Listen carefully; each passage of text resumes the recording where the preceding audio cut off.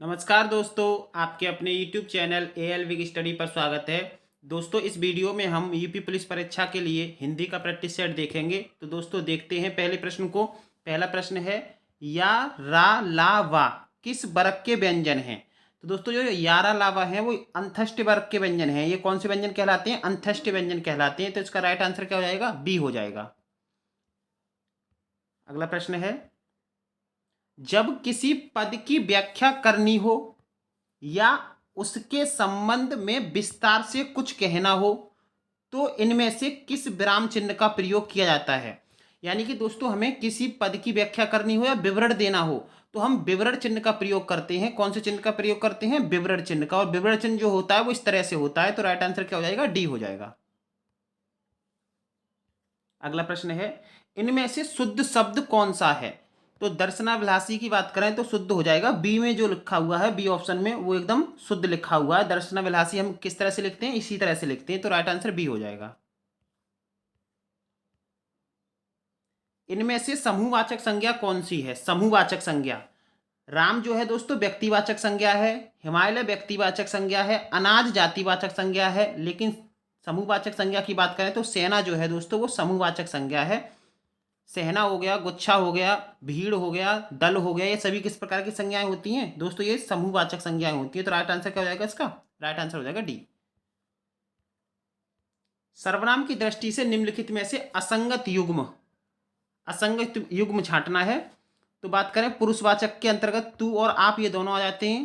संबंधवाचक की बात करूँ तो जो आता है, सो आता है, मैं आता है, हम आता है, ये सब किसके अंतर्गत आ जाते हैं? संबंधवाचक। अनिश्चयवाचक की बात करें तो अनिश्चयवाचक के अंतर्गत कोई और कुछ आता है। अनिश्चयवाचक के अंतर्गत कोई और कुछ आता है, लेकिन कौन और जो क्या है दोस्तों ये प्रश्नवाचक के अंतर्गत आता है। प्रश्नवाचक के अंतर्गत आता है कौन और क्या। निश्चयवाचक की बात करूँ तो यह और वह। लेकिन असंगत की बात करें तो असंगत कौन सा है? सी ऑप्शन जो है असंगत है। अनिश्चयवाचक के अंतर्गत कौन और क्या नहीं आता है, प्रश्नवाचक के अंतर्गत आता है। तो राइट आंसर सी हो जाएगा। आगे चलते हैं। अगला है, चौथा व्यक्ति ज्यादा होशियार है। इस वाक्य में चौथा क्या है? तो दोस्तों चौथा की बात करें तो ये संख्यावाचक विशेषण है। ये किसको दर्शा रहा है? संख्या को दर्शा रहा है। तो संख्यावाचक विशेषण है चौथा। एक वाक्य में विशेषण का प्रयोग हुआ है। लड़का आता है, इसमें कोई विशेषण नहीं है। लड़का चने बेचता है, इसमें भी कोई विशेषण नहीं है। बच्चे चने खरीदते हैं, इसमें भी कोई विशेषण नहीं है। चने बेचकर वह लड़का लौट आया। दोस्तों लड़का यानी कौन सा लड़का? वह लड़का। तो लड़का की विशेषता वह शब्द ने बताई, तो वह ही इसमें क्या इसका प्रयोग किया गया है? इसमें विशेषण का प्रयोग किया गया है। कौन सा लड़का? वह लड़का।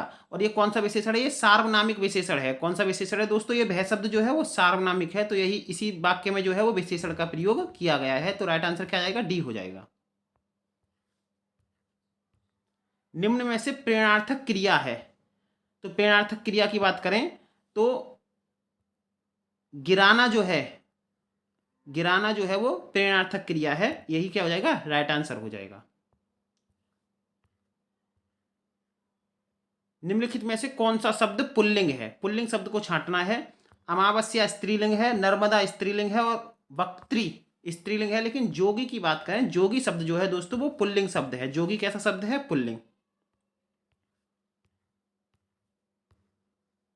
निम्नलिखित में से स्त्रीलिंग शब्द को चुनिए। स्त्रीलिंग, धुआं पुल्लिंग शब्द है, भत्ता पुल्लिंग है, धावा पुल्लिंग है। लेकिन संध्या की बात करें, संध्या की बात करें तो स्त्रीलिंग शब्द है संध्या।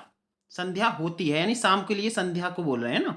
तो राइट आंसर क्या हो जाएगा? बी हो जाएगा। दादा का बहुवचन क्या होता है? तो दादा का बहुवचन जो होता है वो दादाओं होता है। क्या होता है? दादाओं। राइट आंसर ए हो जाएगा। हम चूड़ियां पहन रहे हैं वाक्य की क्रिया किस काल की है? तो दोस्तों ये बात तो पता चल रही है कि वर्तमान काल का वाक्य है। लेकिन कार्य के अपूर्ण होने की अभी पूरी बात नहीं है, यानी कार्य को पूरा नहीं हुआ है। यानी कि काम जो अभी चल रहा है वर्तमान काल में। तो ये हो जाएगा अपूर्ण वर्तमान काल। कौन सा हो जाएगा? अपूर्ण वर्तमान काल। कर्म वाच्य में किस प्रकार की क्रिया का प्रयोग होता है? दोस्तों वाच्य जो होते हैं वो तीन प्रकार के होते हैं। कर्म वाच्य, कृतवाच्य और भाववाच्य। कर्म वाच्य में जो होता है वो सकर्मक क्रिया का प्रयोग होता है। कौन सी क्रिया का? सकर्मक क्रिया का। गहने अलमारी में हैं। अलमारी पद में कारक है, तो यहाँ पर दोस्तों अलमारी में जो है वो इसमें कारक बताना है, तो में कारक चिन्ह का प्रयोग हुआ है। कौन से चिन्ह का हुआ है? में। दोस्तों में और जो पर है, में और पर जो कारक चिन्ह है वो अधिकरण में होते हैं। में और पर का किस में होता है? अधिकरण में होता है। तो यहाँ पर राइट आंसर क्या हो जाएगा? राइट आंसर हो जाएगा बी। गागर का तत्सम रूप, गागर का तत्सम रूप जो होता है वो गरगर होता है। क्या होता है दोस्तों? गरगर होता है। तो राइट आंसर ए हो जाएगा। अहिंसा शब्द में कौन सा उपसर्ग है? तो इसमें मूल शब्द हिंसा है, उसमें आ उपसर्ग लगाया है, तो राइट आंसर क्या हो जाएगा? आ हो जाएगा। अहिंसा में कौन सा उपसर्ग है? आ है। धातु के अंत में जोड़े जाने वाले प्रत्यय, धातु के अंत में जोड़े जाने वाले प्रत्यय, धातु जो बोले तो दोस्तों क्रिया को कहते हैं। क्रिया के मूल रूप को ही हम क्या कहते हैं? धातु कहते हैं। और धातु के अंत में जो प्रत्यय जोड़े आते हैं उसे कृत प्रत्यय कहते हैं। क्रिया के अंत में जो जोड़े आते हैं उसे क्या कहते हैं? कृत प्रत्यय कहते हैं। सन्यासी का विलोम शब्द है, सन्यासी का जो होगा वो गृहस्थ होगा। क्या होगा? गृहस्थ होगा। महात्मा शब्द का सही विलोम, महात्मा शब्द का जो बात करें तो इसका जो हो जाएगा दुरात्मा हो जाएगा। क्या हो जाएगा? दुरात्मा। निम्नलिखित में से कौन सा शब्द गणेश का पर्यायवाची नहीं है? गणेश का पर्यायवाची नहीं है। लंबोदर गणेश का होता है, गजानन गणेश का होता है, गणपति गणेश का होता है, लेकिन गोपाल जो है वो गणेश का पर्यायवाची नहीं होता। गोपाल कृष्ण का पर्यायवाची होता है। गोपाल किसका होता है? कृष्ण का पर्यायवाची होता है। तो इसमें नहीं पूछ रहा था, तो राइट आंसर क्या हो जाएगा? डी हो जाएगा। निम्नलिखित प्रश्नों में से 4 विकल्पों में से उस सही विकल्प का चयन करें जो दिए गए शब्द युग्म के सही अर्थ का उचित विकल्प हो। तो यहां पर हम करें वरन और वरन। वरन का मतलब होता है चुनना और वरन का मतलब होता है बल्कि। तो राइट आंसर क्या हो जाएगा? इसका ए हो जाएगा। जिसने राष्ट्र के हित में अपने प्राणों का बलिदान कर दिया हो, तो इसमें उसको बोलते हैं, एक वाक्य में क्या बोलते हैं? शहीद बोलते हैं। राइट आंसर क्या हो जाएगा? बी हो जाएगा। अगला प्रश्न देखते हैं दोस्तों। अगला प्रश्न है देवर्षि का सही संधि विच्छेद कौन सा है? देवर्षि तो देवधन ऋषि से मिलकर बनता है देवर्षि। तो राइट आंसर हो जाएगा इसका ए। राइट आंसर क्या हो जाएगा? ए। देवधन ऋषि से मिलकर क्या बनता है? देवर्षि। गुण संधि है इसमें। कौन सी संधि है? गुण स्वर संधि है। प्रेम सागर शब्द में कौन सा समास है? तो इसका समास विग्रह करें तो बनेगा प्रेम का सागर। क्या बनेगा? प्रेम का सागर। प्रेम का सागर।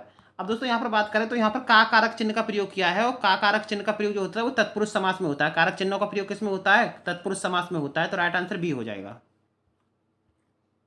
ताजमहल कहाँ है? यह किस प्रकार का वाक्य है? तो यहाँ पर दोस्तों प्रश्न किया जा रहा है, तो ये प्रश्नवाचक वाक्य है। कैसा वाक्य है? ये प्रश्नवाचक वाक्य है। यह जूते अच्छे हैं, यह वाक्य कहाँ पर अशुद्ध है? तो दोस्तों हम बात करें जो वाक्य जो है वो बहुवचन का है, तो हमें जो सर्वनाम का प्रयोग कर रहे हैं यह, यहाँ पर यह सर्वनाम का प्रयोग ना करके हमें बहुवचन के ही सर्वनाम का प्रयोग करना होगा, ये का प्रयोग करना होगा। तो यहाँ पर जो अशुद्ध है वो यह शब्द अशुद्ध है। यहाँ पर यह की जगह पर क्या आएगा? ये आएगा। ये जूते अच्छे हैं। वीर तुम बड़े चलो, धीर तुम बड़े चलो, सामने पहाड़ हो कि सिंह की धाड़ हो, में कौन सा रस है? तो यहाँ पर सीधा सीधा दिख रहा है, यहाँ पर कौन सा रस है दोस्तों? वीर रस है। यहाँ पर क्या है? वीर रस है। और वीर रस का स्थायी भाव जो होता है वो क्या होता है? उत्साह होता है। क्या होता है दोस्तों? उत्साह होता है वीर रस का स्थायी भाव। तो राइट आंसर सी हो जाएगा। आगे चलते हैं। आल्हा छंद में कितनी मात्राएं होती हैं? तो आल्हा छंद की बात करें तो दोस्तों 31 मात्राएं होती हैं। आल्हा में कितनी होती हैं? 31 मात्राएं होती हैं। आगे नदियां पड़ी अपार, घोड़ा कैसे उतरे पार, राणा ने देखा इस पार, तब तक चेतक था उस पार। दी गई पंक्ति में कौन सा अलंकार है? तो यहाँ पर दोस्तों नदियां पड़ी अपार, घोड़ा कैसे उतरे पार, यहाँ पर घोड़े की जो ताकत है, घोड़े की जो स्फूर्ति है उसे बड़ा चढ़ाकर दिखाया गया है। इसीलिए यहाँ पर कौन सा अलंकार हो जाएगा? अतिशयोक्ति। यानी कोई बात को बड़ा चढ़ाकर कहा जाता है, वही कौन सा अलंकार होता है? अतिशयोक्ति अलंकार होता है।